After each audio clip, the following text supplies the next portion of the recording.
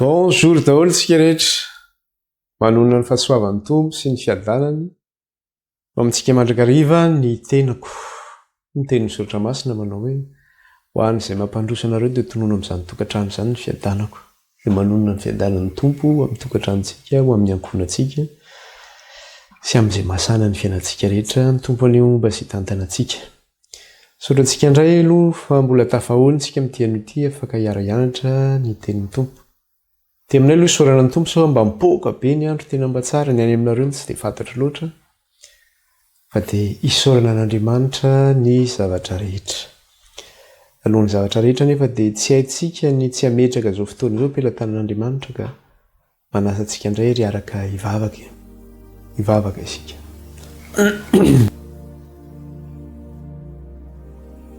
Jehovah Andriamanitra iray io,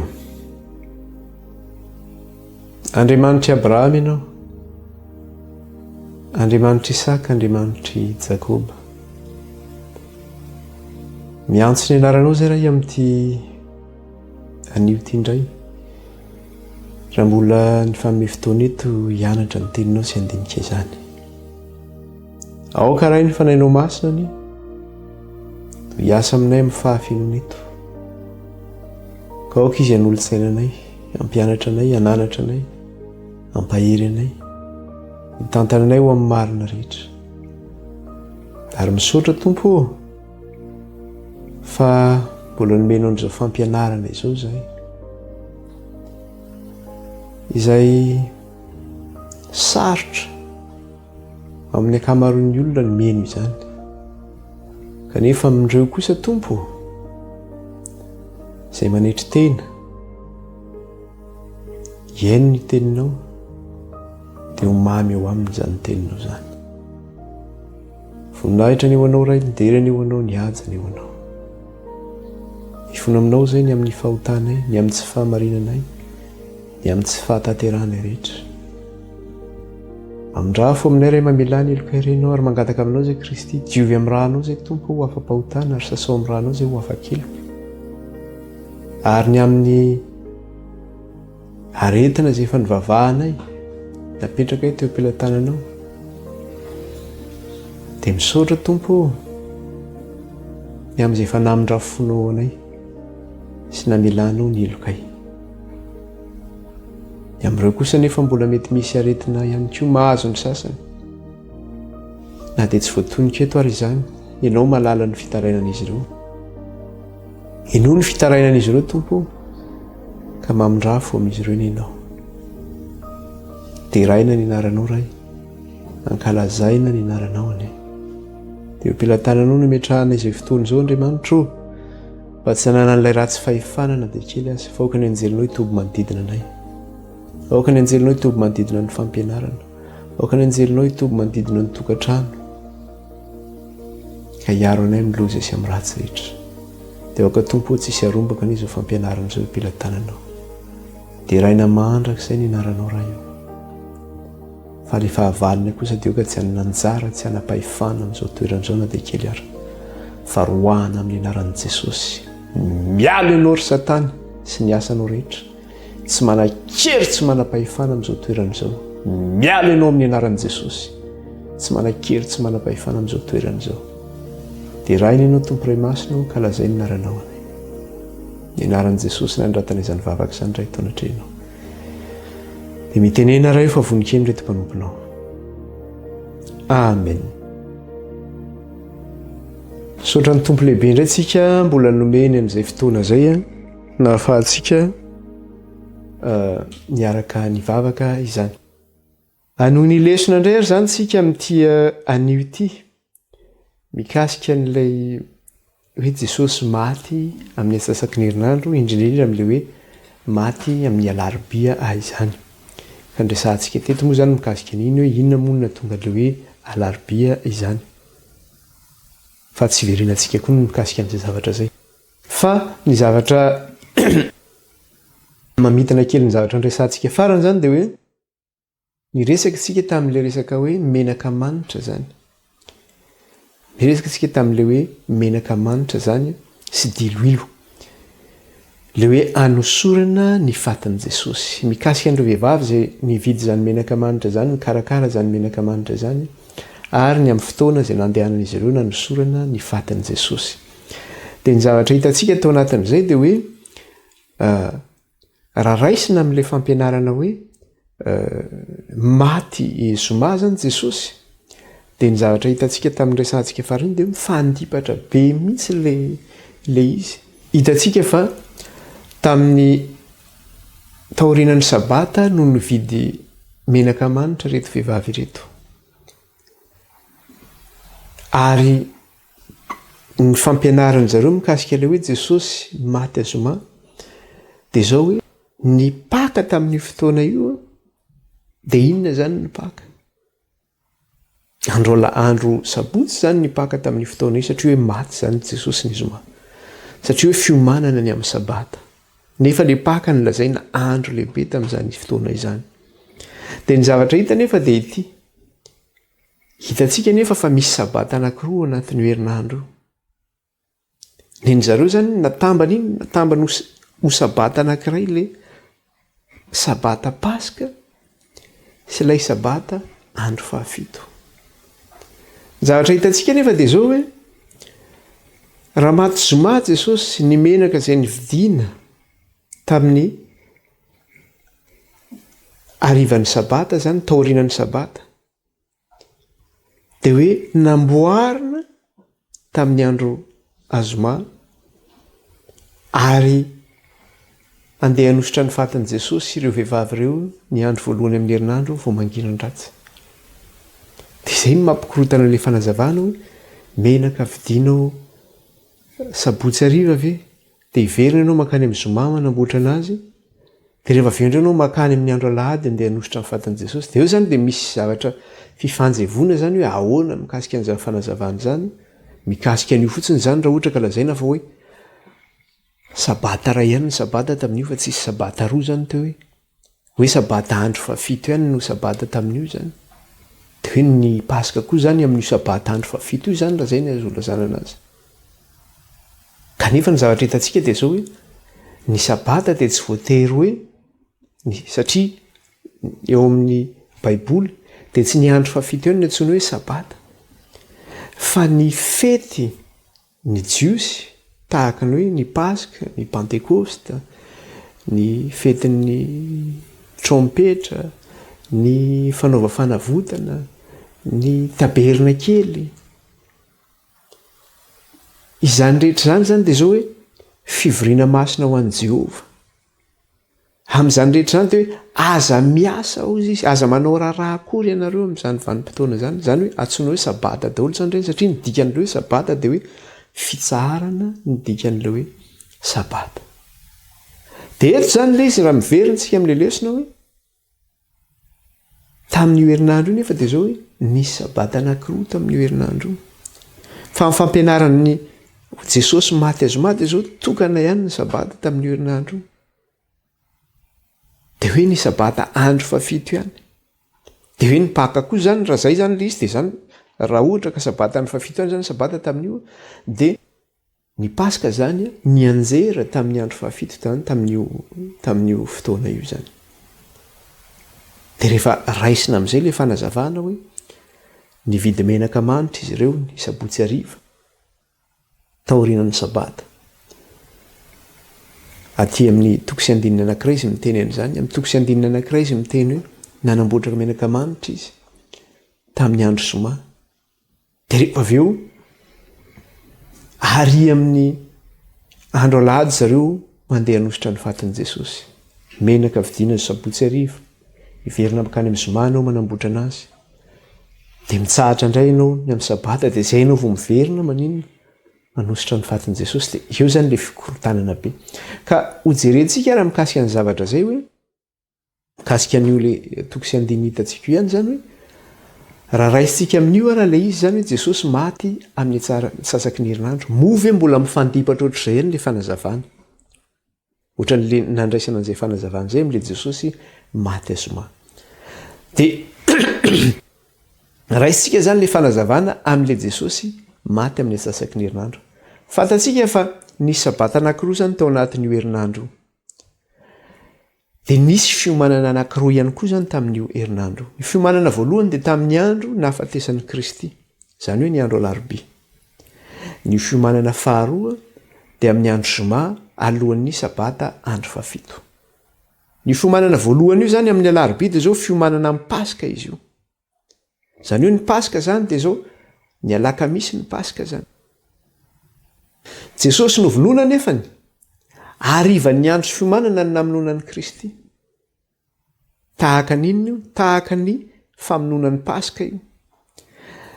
Dia rehefa maty ny zanak'ondry vonoina amin'ny Paska iny dia iny ilay antsoina hoe Paska ho an'i Jehova. Maty ihany koa Kristy, Paska ho antsika. Dia rehefa vita izay famononan'i Kristy izay, vita ihany koa famonona ilay Paska ho an'i Jehova, dia miditra amin'iny? Miditra amin'ny fetin'ny Paska ny Jiosy. Maty Kristy ny arivan'ny andro fiomanana zany, hiditra amin'ny fetin'ny Paska zany ny Jiosy. Amin'ny alina alakamisy izany. Dia eo zany ilay tiantsika tenena teo. Dia raisitsika zany ilay izy, araka ilay fampianarana, iverenantsika kely ilay vaky teny zany. Iverenantsika kely ilay vaky teny, Marka 4:1. Anazavantsika ilay hoe mitombona ve le fanazavana zany raha hoe maty amin'ny atsasaky ny herinandro Jesosy izany. Marka 4:1 teny 1. Dia zao ny vaky ny teny amin'ny anaran'i Jesosy. Ary rehefa afaka ny andro sabata, lasa nividy zava-manitra Maria Magdalena sy Salome ary Maria renin'i Jakoba mba handeha hanositra ny fatin'i Jesosy. Rehefa afaka ny andro sabata dia lasa nividy zava-manitra Maria Magdalena sy Salome Maria renin'i Jakoba mba handeha hanositra ny fatin'i Jesosy. Afaka ny sabata hozy izy no nandeha nividy menaka manitra izy ireo sy diloilo zany. Sabata inona io tenenina io? Satria io sabata resahana io dia zao sabata tao aorian'ny nahafatesan'i Kristy io resahana io. Sabata tao aorian'ny nahafatesan'i Kristy io izy io. Dia ny zavatra hitantsika nefa dia zao, raha raisitsika zany ilay fanazavana amin'ilay hoe Jesosy maty amin'ny atsasaky ny herinandro, maty Jesosy ny alarobia. Dia hitantsika tsara izy iny tamin'ny fanazavana hoe tany amin'ny Luka hoe rehefa Jesosy maty iny dia zao nampidinina teo amin'ny hazo fijaliana ny fatin'i Jesosy, satria nangatahany Josefa avy any Arimatia ny fatin'i Kristy mba ho alevina ao amin'ny fasana zany, izay natao tao anatin'ny vatolampy. Dia nanaraka azy ireo vehivavy ireo nankeny am-pasana, nahita ny toerana nametrahana ny fatin'i Jesosy. Dia rehefa avy eo izy nody tany an-trano, ireo vehivavy ireo zany. Inona ny zavatra nisy zany? Rehefa nody tany an-trano ireo vehivavy ireo, nitsahatra izy araka ny lalàna sabata. Dia zao niapitso izy vita ny sabata. Dia izay tsika vao tonga eto amin'ity Marka ity zany 4:1 manao hoe ary rehefa afaka ny andro sabata dia lasa nividy zava-manitra Maria Magdalena sy Salome ary renin'i Jakoba rehefa afaka ny sabata. Zany hoe ny arivan'ny sabata, ny apitso arivan'ny sabata zany izy. Ny arivan'ny sabata zany, ny rehefa tapitra ny sabata, ny arivan'ny sabata izy lasa nividy menaka manitra sy diloilo. Dia inona ny zavatra nisy ihany koa rehefa avy nividy an'io izy zany, zany hoe ny azafady diso, averiko tsara ilay fanazavana. Le sabata resahana eto zany, hoe rehefa afaka ny andro sabata zany, rehefa arivan'ny sabata Paska zany io resahana io zany. Arivan'ny sabata Paska izy no nividy ilay menaka manitra sy diloilo. Dia inona ny zavatra nataon'izy ireo? Satria hiditra indray amin'ny andro zoma. Dia izay izy vao nanino? Nandeha nanamboatra ilay menaka manitra sy ilay diloilo. Voalaza any amin'ny Luka 7:20, 7:15. Averisika tsara ilay fanazavana. Somary sarotra ilay izy. Misy fiomanana anankiroa amin'ny herinandro nahafatesan'i Kristy. Ny fiomanana voalohany andro alarobia, ny fiomanana faharoa andro azoma. misy sabata anankiroa amin'io herinandro. Ny sabata voalohany dia zao alakamisy ny sabata voalohany zay sabata paska zany. Ny sabata faharoa dia ny sabata andro fahafito dia ny andro sabotsy izany. Ny vidianana le menaka manitra izay no tenenina hoe ny vidy menaka manitra zany ireto vehivavy dia taorian'ny sabata no ny vidianana le menaka manitra. Zany hoe taorian'le sabata paska zany, taorian'le alakamisy zany no vidianana le menaka manitra io. Izay le tenenina eto amin'ny Marka 4:20 ary rehefa afaka ny andro sabata dia lasa nividy zava-manitra Maria Magdalena, Salome ary Maria reniny Jakoba mba handeha nisorana ny fatin'i Jesosy. Inona ary ny zavatra misy? Tonga indray ny andro zoma. Fiomanana ihany koa io amin'ny sabata andro fahafito. Dia inona ny zavatra misy? Dia vakitsika indray ny amin'ny Luka 7:20, ny andininy 7:20. Luka 7:20, andininy 7:20 ka hatramin'ny 9:20. Amin'ny anaran'i Jesosy. Dia nampidiny ny faty ka nofonosany arery madinika dia naleviny tao amin'ny fasana nolavana tamin'ny vatolampy izay tsy mbola nandevenana olona. Ty zany le fitantaran'ny Luka. Ary zany misy fitantaran'ny Marka, vaty fitantaran'ny Luka izany. Dia nampidiny ny faty ka nofonosany arery madinika dia naleviny teo amin'ny fasana nolavana tamin'ny vatolampy izay tsy mbola nandevenana olona. Ary andro fiomanana zany andro izany ka efa tongotra ny sabata. Ary ny vehivavy izay momba azy avy tany Galilea dia nanaraka azy taoriana ka nahita ny fasana izay nampandriny ny faty. Poany. Ary niveriny ireo ka nanamboatra zava-manitra sy menaka manitra hozy izy. Ary niveriny ireo ka nanamboatra zava-manitra sy menaka manitra hozy izy. Izy niverina io tsy tonga dia hoe nanamboatra zava-manitra sy menaka manitra teo izy. Satria raha vao mitentsika hoe eo izy nanamboatra zava-manitra sy menaka manitra, dia inona ny zavatra misy? Dia lasa misangojy ilay izy. Satria tsy eo ilay izy. Fa entre temps zany, manelanelan'ireo dia teneniny mihitsy any amin'ny Marka araka ny tenentsika teo hoe rehefa tapitra ny sabata no naninona. Zay zareo vao nividy le menaka manitra sy diloilo anosorana ny fatin'i Jesosy. Dia taorian'ny vidianana an'io zany izy, zay vao nanamboatra ilay menaka manitra. Izany hoe tia fanamboarana ilay zava-manitra ity zany dia nisy zavatra zany tao anelan'elan'io. Le araka le niteneny teo hoe ary ny vehivavy izay nomba azy tany Galilea dia nanaraka azy taoriana ka nahita ny fasana izay nampandriny ny faty. Dia niverina ireo ka nanamboatra zava-manitra sy menaka manitra. Zany hoe rehefa niverina ireo tany an-trano tsy tonga dia nanamboatra zava-manitra sy menaka manitra teo izy. Fa ny zavatra nisy dia zao tsy maintsy mbola nividy an'iny menaka manitra sy diloilo izy araka le niteneniny tary amin'ny Marka 4:20 hoe rehefa tapitra ny sabata zay zareo vao nividy le menaka manitra. Fa tsy hoe teo izy dia nanamboatra le menaka. Satria raha vao zay ny andraisanao an'io dia misangojy le izy. Dia araka ny Marka dia zao hoe tamin'inona no nividianana le izy taorianan'ny sabata no nividianana le menaka manitra. Zany hoe taorianan'le sabata paska no nividianana le menaka manitra. Dia taorianan'io zany izy no nanenina no nanamboatra le menaka manitra. Zany hoe tamin'le andro fiomanana ny amin'ny sabata andro fahafito zany izy no nanamboatra an'io. Satria alina ny ariva nge zareo no nividy an'iny menaka manitra iny rehefa tapitra ny sabata. Tapitra ny sabata zany nge mety ataontsika hoe mety ataontsika hoe lakamisy alina zany. Mety ataontsika hoe zoma maraina zany. Satria fa tapitra ny sabata vao nandeha nividy an'izay izy. Fa tsy afaka mividy an'izay izy amin'ny andro sabata satria tsy afaka mividy ny jiosy. Amin'ny andro sabata tsy afaka mivarotra ihany koa. Rehefa vita ny sabata zay vao afaka mandeha mividy indray sy manao ny rarahany andavanandro ny jiosy. Dia raha ataontsika hoe tapitra ny sabata ataontsika hoe ny arivan'ny lakamisy izy no nividy an'iny menaka manitra iny, na ataontsika mety hoe ny zoma maraina izy no vidy an'iny menaka manitra iny. Dia tamin'iny andro iny izy, zany hoe tamin'le andro fiomanana zany, amin'le andro zoma zany izy no nanamboatra ny menaka manitra iny. Tamin'ny andro zoma io ihany koa izy no naninona no nividy le menaka manitra.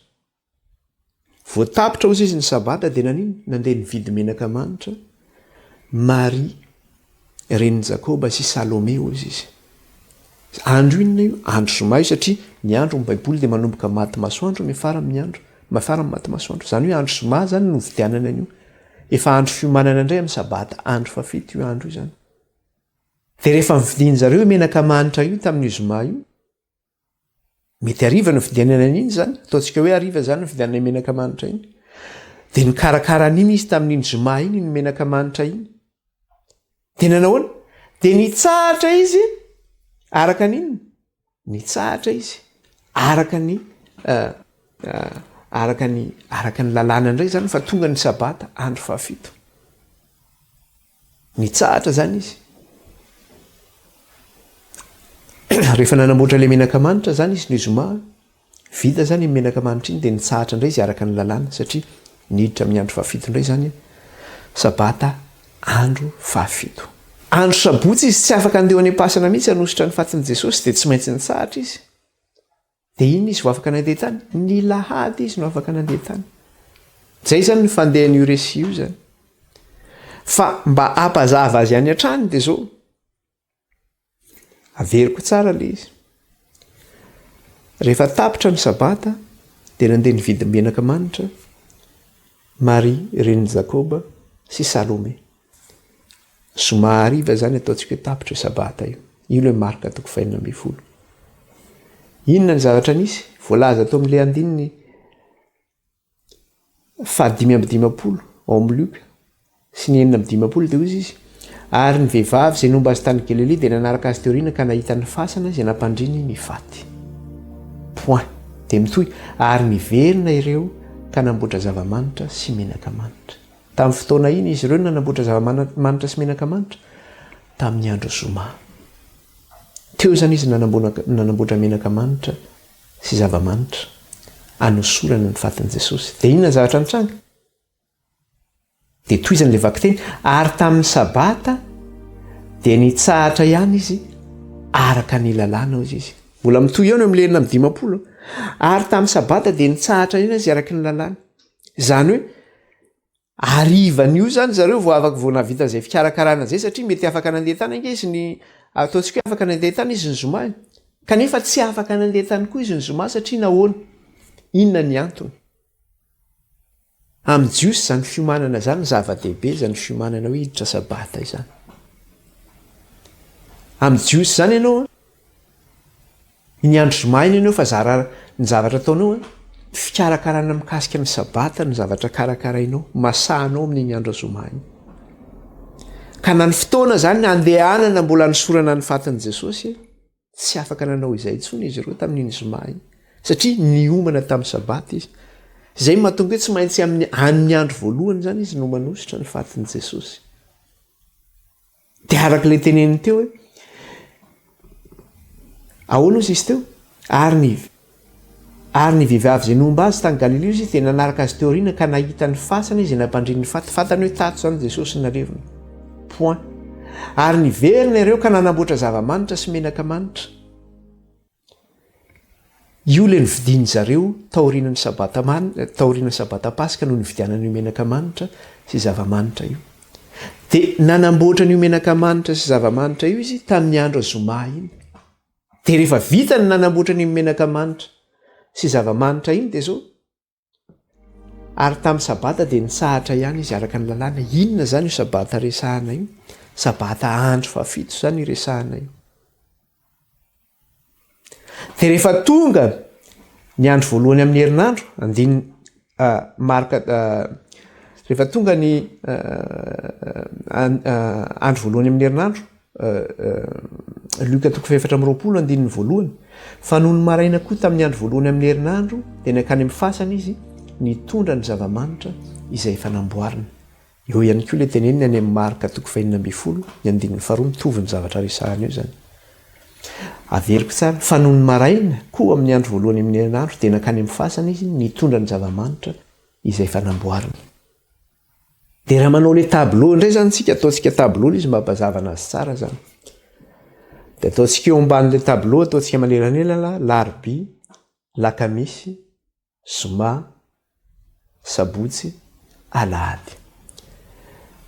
izay ataontsika mitsipika mitsivalana tsika mpiamatory zany zay de eo amban'izay tsika hoe larobia lakamisy zoma sabotsy alahady de eo ambony asitsika ohatran'le carré kely iny ihany zany amin'ny akavian'lay alarobia de amin'ny akavanan'lay alarobia asitsika an'izay de amin'ny akavanan'ny alakamisy koa asitsika carré kely ohatr'izay amin'ny akavanan'ny zoma asitsika ohatr'izay amin'ny akavanan'ny sabotsy asitsika ohatr'izay de ataontsika lokontsika maintimainty le izy de io carré ataontsika maintimainty io ataontsika hoe alina zany de le manelanelana an'ireo carré ireo zany ataontsika hoe andro de eo amban'le manelanelanaireo zany no asitsika le hoe alarobia lakamisy zoma sabotsy alahady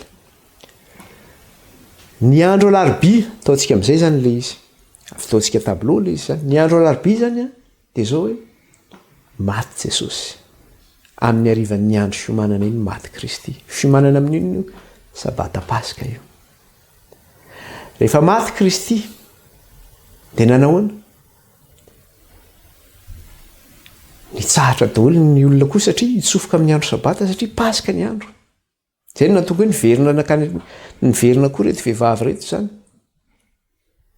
zay no natonga hoe nesorona teo amin'ny azo fijaliana ny fatin'ny Kristy ndra ho tratran'ny sabata ny fatin'ny Jesosy sy ny fatin'ireo zay niara-ny fatsena tamin'i Kristy satria mandoto ny sabata zany satria maloto ny faty de nalevina malaky zany ireo izareo efa maty iny ao moa zay tsy maty de nafainganina ny nafatesany ny kapaina ny ranjon'ireo anankiroa teo akaikin'i Jesosy kosa efa maty aloha de tsy nila ny kapaina ny ranjony de lasa nalevina efa arivan'ny sabata iny fa ndra tratra ny sabata zany de lasa nitsahatra reo araka ny lalàna tapitra ny vita zany zay de nitsofoka ny sabata zany ny jiosy inona io sabata resahana io sabata paska zany io alakamisy ny andro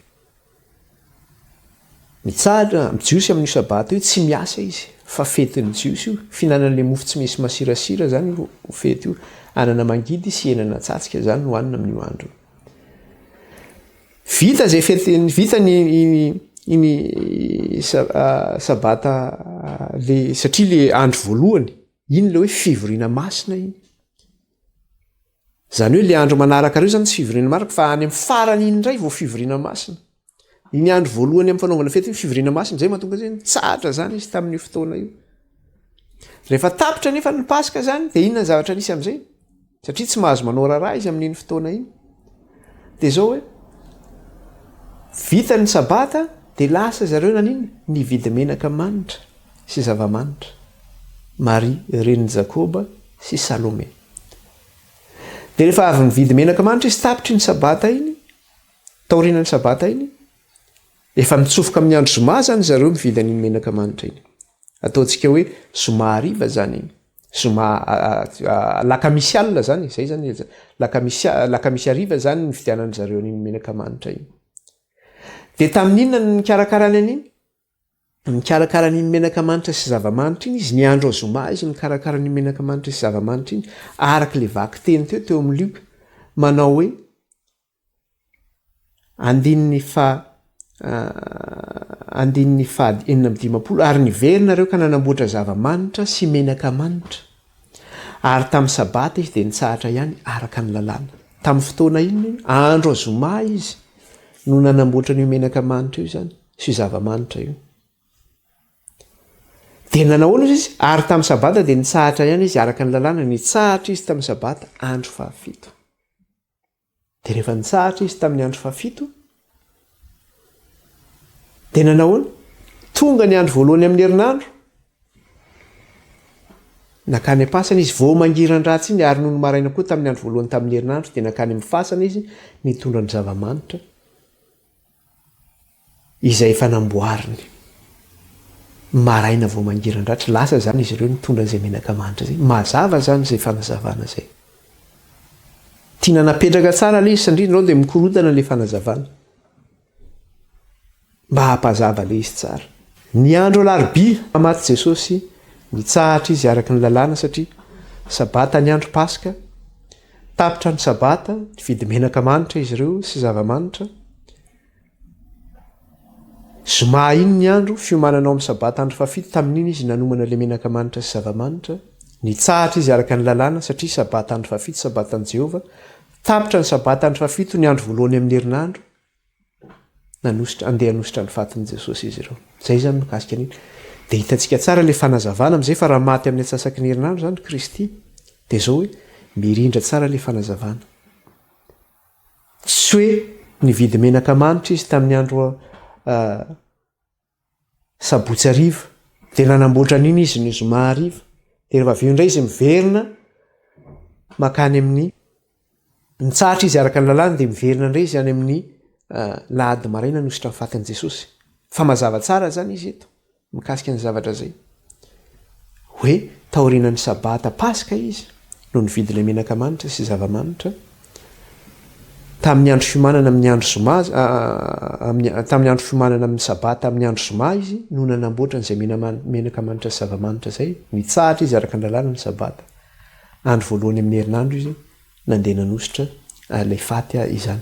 Dia mazava tsara zany izy mikasika an'izay ny amin'ilay hoe Jesosy raha maty amin'ny atsasaky ny hoe tanteraka arabaky teny ve le nahafatesan'i Kristy amin'ilay hoe alarobia amin'ilay hoe atsasaky ny herinandro ka le hoe atsasaky ny herinandro io le hoe ara-paminaniana ve mety tanteraka ihany koa rabaky teny dia raha raisitsika zany izy amin'ny fanazavana io dia tena tanteraka ihany koa zany le izy arabaky teny zany.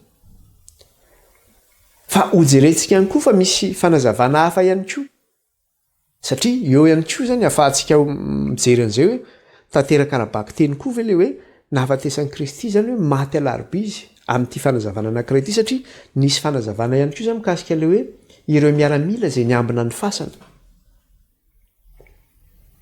Dia mikasika ireo miaramila izay niandry ny fasan'i Jesosy ireo dia zao hoe nandritra ny afriana no niandrasan'izy ireo ny fasana ary nanomboka oviana izy ireo ny niandry izany fasana izany.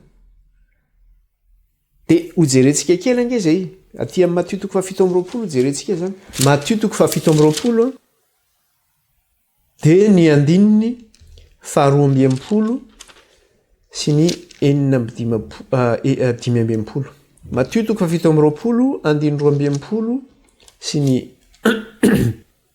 5:20 amin'ny anaran'i Jesosy. Dia averiko tsara le izy. Ary noho ny ampitso ny andro fiomanana dia nivorona keo amin'ny Pilato ny lohan'ny mpisorona sy ny fariseo ka nanao hoe tompoko tsaroanay fa iny mpamitaka iny fony izy mbola velona. Dia nanao hoe raha afaka teloana dia hitsanganao koa asovy ambenana mafy ny fasana mandra-pahatonga ny andro fahatelo fa andreo avy ny mpianana ka hangalatra azy dia laza amin'ny olona hoe fa nitsangana maty izy ka dia ho ratsy ny fitaka farany noho ny voalohany. Hoy Pilato taminy maka mpiambina ka mandehana ary ataovy mafy araka izay hainareo ny fiambenana. Ary no lasa izy dia nalatsa ny mpiambina hiambina mafy ny fasana rehefa nasiany tombo-kase ny vato. Eo zany no jerentsika efa nijerentsika io fanazavana io mikasika le hoe Jesosy maty azoma. Satria ny zavatra hitantsika dia zao hoe raha araka io teny io hoe ary noho ny ampitson'ny andro fiomanana dia nivolona keo amin'ny Pilato ny lohan'ny mpisorona sy ny fariseo ka nanao hoe tompoko tsaroanay fa mpamitaka io fony izy mbola velona. Dia nanao hoe raha afaka teloana dia hitsanganao koa ataovy ambenana mafy ny fasana mandra-pahatonga ny andro fahatelo fandrao ny mpianana fandrao avy ny mpianatra hangalatra azy ka laza amin'ny olona hoe efa nitsangana tamin'ny maty izy. Raha raisina amin'ilay fampianarana maty zoma io dia hoe ny ampitson'ny andro fiomanana ao izy ireo no nakaiza no nakany amin'ny Pilato zany hoe raha maty zoma Jesosy zany dia ny sabata zany izy ireo no nakany amin'ny Pilato. Dia hoy izy ireo nanao hoe koa asevy ambenana mafy ny fasana mandra-pahatonga ny andro fahatelo fandrao ny mpianatra hangalatra azy izy ka nifitaka farany dia zao ratsy noho ny voalohany. Dia ambeny mafy ny fasana mandra-pahatonga ny andro fahatelo izy izy. Dia raha raisitsika amin'ilay fampianarana hoe maty zoma Jesosy tamin'ny oviana no nalatsaka ny mpiambina eo amin'ny 5:20 izy milaza le nanrotsahana ny mpiambina ary no nilasa izy dia nalatsa ny mpiambina hiambina mafy ny fasana rehefa nasiany tombo-kase ny vato. Zany hoe tamin'iny andro iny zany taorianany andro fiomanana ny nandatsahana le mpiambina. Zany hoe raha maty zoma Jesosy zany dia ny sabotsy zany no nalatsaka ireo mpiambina ireo hiambina ny fasana hoe ambeny mafy ny fasana ozy izy mandra-patonga ny andro fahatelo dia raha raisina amin'iny zany izy de hoe nalatsaka ny mpiambina ny andro sabotsy andro voalohany sabotsy manomboka sabotsy iny zany ny andro voalohany maraina zany hoe nandeha tany zany hoe ny apitso maraina zany voandro voalohany zany zay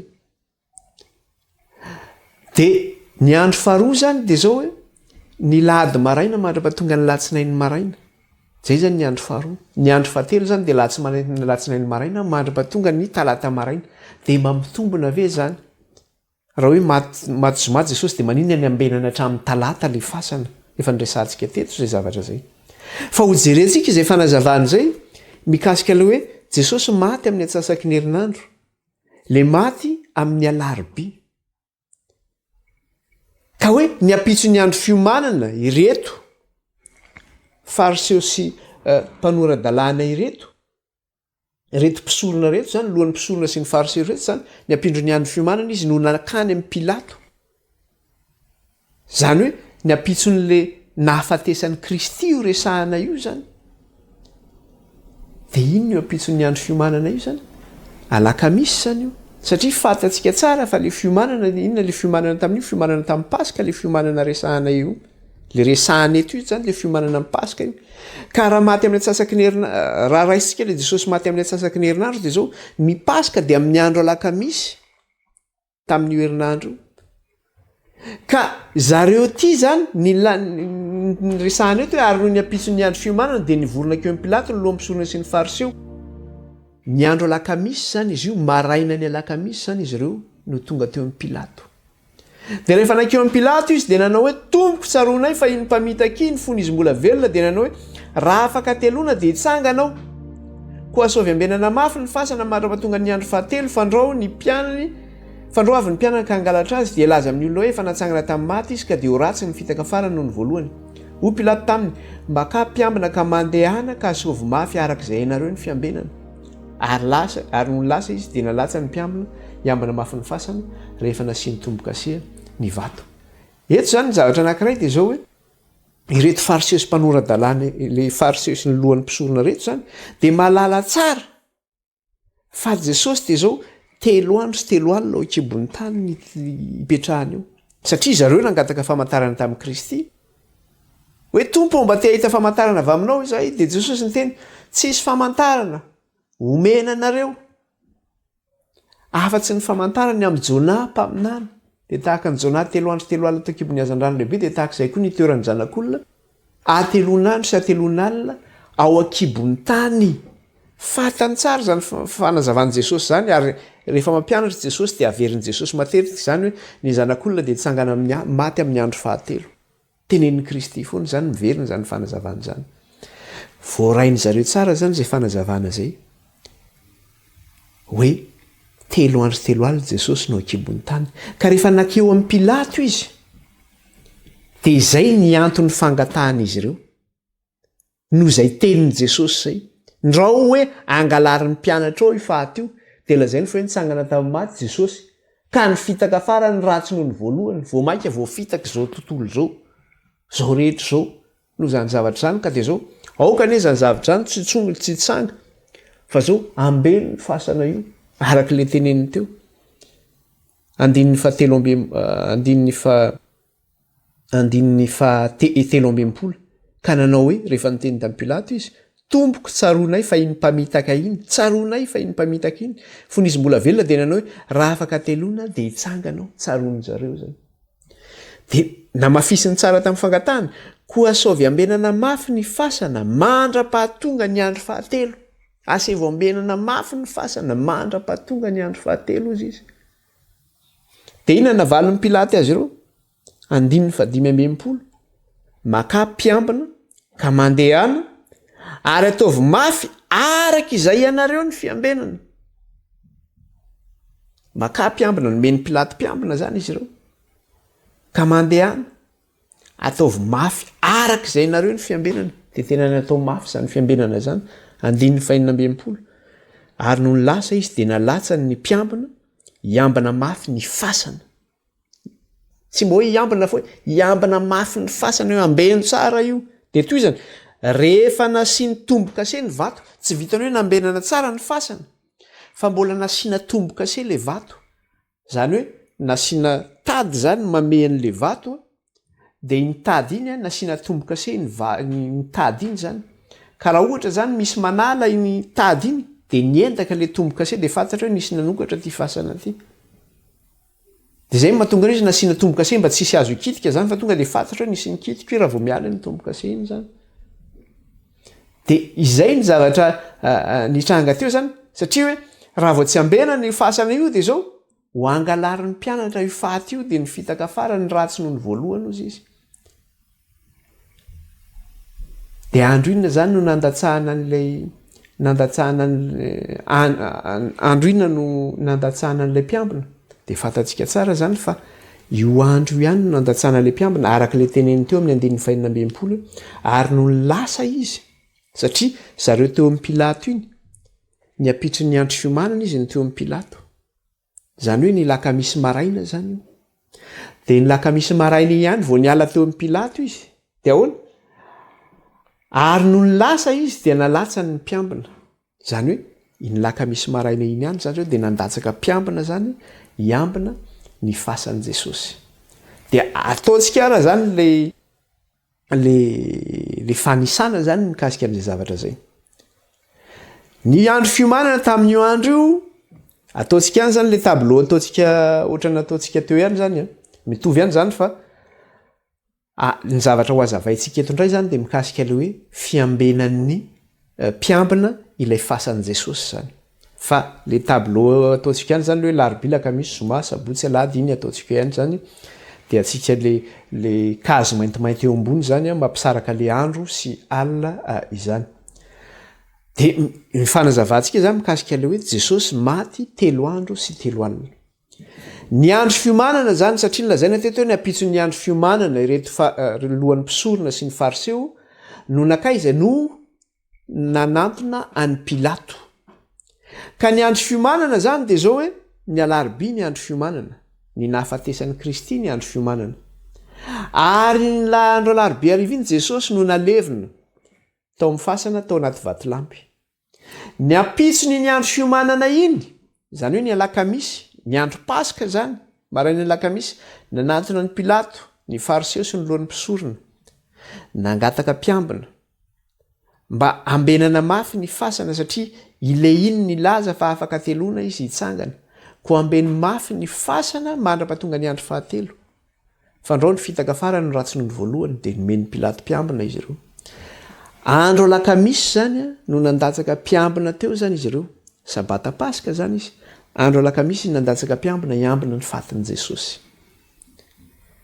de manisa andro 3 zany tsika maraina ny alakamisy izy zany nandatsaka ny mpiambina ambenana ny fasana mandra-pahatonga n'inona ny andro fahatelo izy averiko tsara le izy teo eo amin'ny 420 koa sovy ambenana mafy ny fasana mandra-pahatonga ny andro fahatelo asevo ambenana mafy ny fasana mandra-pahatonga ny andro fahatelo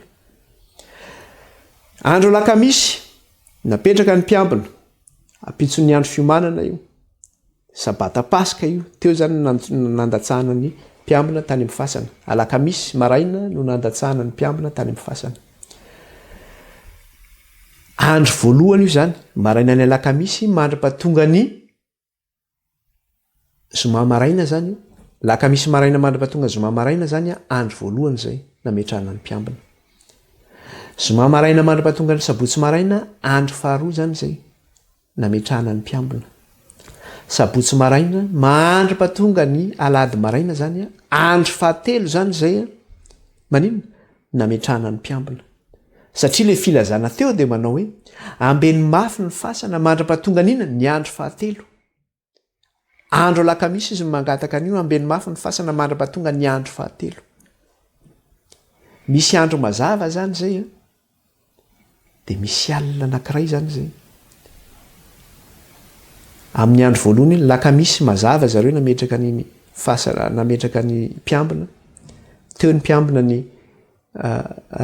lakamisy alina zoma maraina ny mpiambina teo zoma alina ny mpiambina mbola teo ihany andro faharoa zay sabotsy maraina ny mpiambina teo sabotsy alina mpiambina mbola teo ihany andro fahatelo izay dia raha raisitsika zany amin'ny hoe fametrahana an'ireo mpiambina reo hoe ambeny mafy ny fasana mandra-pahatonga ny andro fahatelo ka nandatsaka ny mpiambina teo izy araka ny voasoratra hoe ary noho ny lasa izy dia nalatsa ny mpiambina iambina mafy ny fasana dia rehefa atao le fanosana zany dia zao hoe manomboka le lakamisy maraina mandra-pahatonga ny alady maraina dia mameno ina zany zay manome 3 andro sy 3 alina zany zay manome 3 andro sy 3 alina zany zay ny ambina ny fasana zany reo lehilahy reo 3 andro sy 3 alina raha ohatra ka araka le nyresantsika teo hoe maty zoma Jesosy dia zao hoe ny andro aorian'ny andro fiomanana dia ny sabata andro fahafito dia raha raisitsika le fanisana manomboka le hoe sabata hoe manomboka le hoe manomboka eo ny andro voalohany dia fantatsika tsara fa mefarany amin'ny talata maraina zay vao tapitra zay tsy mitombona mihitsy zany satria nahoana tsy mampitondra an'izany zareo ihany no milaza fa Jesosy dia nitsangana tamin'ny andro voalohany amin'ny herinandro ka inona ny ampitominy ka raha Jesosy rehefa nitsangana amin'ny andro voalohany inona ny ataon'ny mpiambina mandra-pahatonga ny andro talata zavatra tsy mitombona nge zany fa fantany zareo tsara ny nafatesan'ny Kristy dia eo izy no manisa amin'izay dia mefara le izy amin'le fametrahana azy dia ny lahady maraina mihitsy zareo no hatramin'ny lahady maraina ny mpiambina no ny ambina ny fasana izany donc zany tena hitantsika mihitsy zany fa le mpiambina ny fasana zany le miaramila izay nasina ny ambina fasana dia zao tena 3 andro 3 alina izy no ny ambina ilay fasana izany dia ahoana no afantarantsika fa tena ny ambina 3 andro 3 alina ny fasana raha reo miaramila reo satria nanomboka ny fiambenana izy ny andro alakamisy dia ahoana no afantarantsika fa mbola teo izy ny andro voalohany amin'ny herinandro satria araka ny fanisantsika teo dia tena nafeno an'izay 3 andro 3 alina zay tokoa ny ambenan'ny fasana dia ahoana ary no afantarantsika fa mbola eo reo mpiambin'ireo amin'ny andro voalohany amin'ny herinandro dia ny baiboly ihany no milaza an'izay Matthieu 7:20 andininy fa voalohany sy ny fahefatra eo akaiko ihany ka hatramin'ny fahefatra Matthieu 7:20 andininy voalohany ka hatramin'ny fahefatra Matthieu 7:20 andininy voalohany ka hatramin'ny fahefatra dia zao ny vaky ny teny amin'ny anaran'i Jesosy ary tamin'ny alin'ny sabata raha vao nazava ratsy ny andro voalohany amin'ny herinandro dia avy izany fasana Maria Magdalena sy ilay Maria anankiray ary indro nisy horohorontany mafy zareo eny an-dalana zany io resahana io ary indro nisy horohorontany mafy ary misy anjelin'ny tompo nidina tany an-danitra nakeo ka nanakodiany vato dia nipetraka teo amboniny averiko tsara le vaky teny ary tamin'ny alin'ny sabata raha vao nazava ratsy ny andro voalohany tamin'ny herinandro dia avy izany fasana Maria Magdalena sy ilay Maria anankiray ary indro nisy horohorontany mafy fa nisy anjelin'ny tompo nidina tany an-danitra dia nakeo ka nanakodiany vato dia nipetraka teo amboniny ary ny fijery azy dia tahaka ny elatra ary ny fitafiany fotsy tahaka ny oram-panala ary ny mpiambina ny vadi-po noho ny fahatahorana azy ka tonga tahaka ny maty inona tsara hoe le zavatra teo ary tamin'ny alin'ny sabata raha vao nazava ratsy ny andro voalohany amin'ny herinandro dia avy izany fasana Maria Magdalena sy ilay Maria anankiray tamin'ny aino io andro voalohany amin'ny herinandro vao mangiran-dratsy vao nazava ratsy ny andro mbola vao maizina iny zany tamin'ny alin'ny sabata ozy izy mbola vao maizina iny zany tamin'ny alin'ny sabata raha vao nazava ratsy ny andro voalohany amin'ny herinandro dia avy izany fasana Maria Magdalena sy ilay Maria anankiray zany hoe maraina amin'ny andro alahady mbola vao mangiran-dratsy zany iny nakaiza izy ireo nakeny pasana izy inona ny zavatra nitranga nisy horohorontany mafy avy ny anjely nanakodiany vato zay nisy ny toeran'ny fatin'i Jesosy hitan'ireo mpiambina zany zavatra nitranga zany hitan'izany ka raha hitan'ireo mpiambina ny zavatra zany dia taiza zany ireo mpiambinareo tamin'ny andro voalohany amin'ny herinandro io mbola niambina le fasana zany izy tamin'ny andro voalohany amin'ny herinandro mbola teo pasana zany izy dia tanteraka mihitsy le hoe 3 andro sy 3 alina ambeny le fasana fa tena mbola teo pasana le mpiambina tamin'ny andro fahatelo tamin'ny famaranana le andro fahatelo izy mbola teo amin'le fasana mihitsy dia hoana izy ary ny fijery azy dia tahaka ny elatra ary ny fitafiany fotsy tahaka ny ora-panala le anjely zany io le nanakidiny vato ary ny mpiambina ny vadi-po noho ny fahatahorana azy ka tonga tampitahaka ny maty nahita zany ny mpiambina ny vadi-po torakovotra zany tahaka ny maty ny anjery ny karapoka ry zareo tena mbola teo zany ny mpiambina tamin'ny fotoana io amin'ny andro voalohany tamin'ny herinandro izany dia hitantsika mihitsy fanafeny 3 andro sy 3 alina nijanonan'ireo mpiambinareo zany teo amin'ny fasana laka misy izy nalatsaka teo mandra-pahatonga ny zoma maraina zay andro voalohany andro faharoa zoma maraina mandra-pahatonga ny sabotsy maraina andro fahatelo sabotsy maraina mandra-pahatonga ny lahady maraina ny aliny sabata raha vao mbola mangirany ratsy iny miamazava zany ny andro voalohany amin'ny herinandro tonga le anjely nanakidiny vato nisy iroro-tany mafy hitan'ireo mpiambina izany arak'ilay le voalaza teo zany eo amin'le andininy faefatra nanao hoe ary ny mpiambina ny vadi-po no ny fahatahorana azy ka tonga tahaka ny maty hitany tsara zany mbola teo izy zany ireo mpiambina tamin'izay fotoana zay amin'ny famaranana ny fiambenana nataon'izy ireo ka eo koa misy fanazavana anankiray manao hoe betsaka zany no milaza manao hoe zany angeny manaprofo efa nitsangana tamin'ny maty tamin'ny andro voalohany Jesosy nitsangana tamin'ny andro alahady satria ny anjely no nanakidiny vato ny voan'i Jesosy tao pasana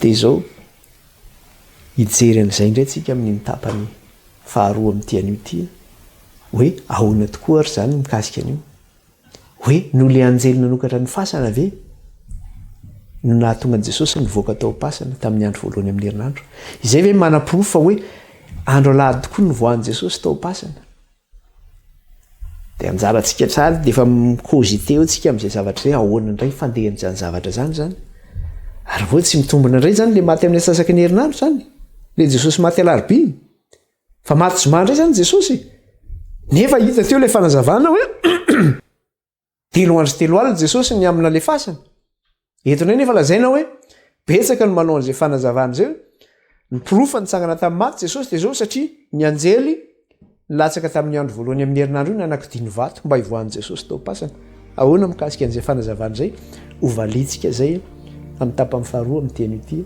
kasika izay fampianaran'izay vavaka isika hisaotra an'Andriamanitra Jehovah Andriamanitra raha io saotranao zay raha afaka nianatra sy nandinika ny teninao tamin'ny teny ity manamasinana iray ny amin'ny teninao ny teninao ny fahamarinana sy raha atao am-pony iray ny teninao ry atao avy an-tsaina dia iraina mandrak'izay ny anaranao raha io ny anaran'i Jesosy alleloia